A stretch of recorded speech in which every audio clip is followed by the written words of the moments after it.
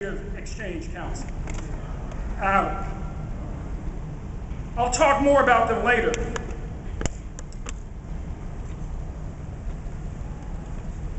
But ALEC, as it assaults the right to organize, as it has pushed stand your ground laws, as it has pushed to pass the meanest, most racist immigration laws we have ever seen, has pushed voter suppression laws in 3 dozen states across this country.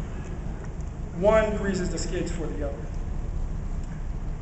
Finally, we must focus on defending our democracy because for 103 years, we at the NAACP have focused on pushing America towards that great providence described by Frederick Douglass in his speech, Our Composite Nationality, his tirade against the Chinese Exclusion Act, the SB 1070 of his day, when he said the destiny of America is defined by its geography, unique in the world, bordered by oceans on 2 sides, nations of different colors on either end, to be the greatest example of human unity that the world has ever seen. See, we say that we followed W.B. Du Bois and Ida B. Wells and Mary White Ovington, but they followed Frederick Douglass.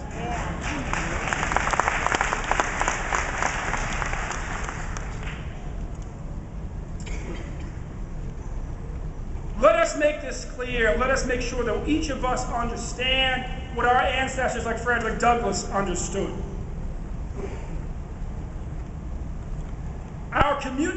When our community's voting rights are attacked,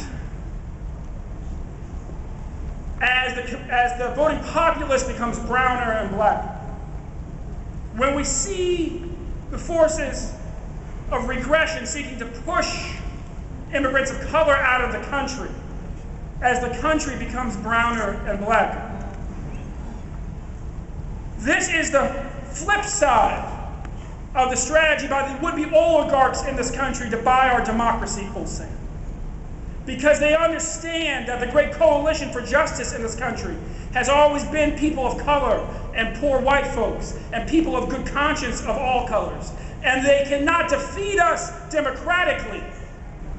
So they have to defeat us by hook and by crook and by voter suppression and by buying votes and by pushing out children who have lived their entire lives